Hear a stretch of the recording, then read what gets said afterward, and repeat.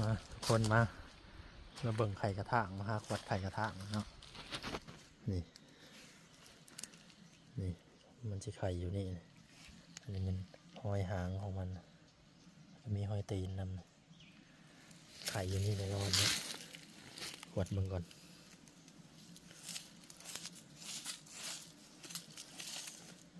เด้เจอแล้วนี่2 3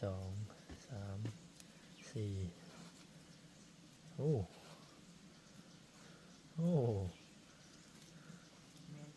แมนลีอ้าวลายเนาะ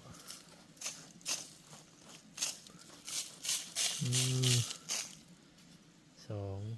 4 6 8 10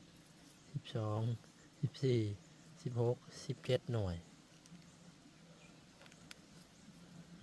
มาแล้วทุกคน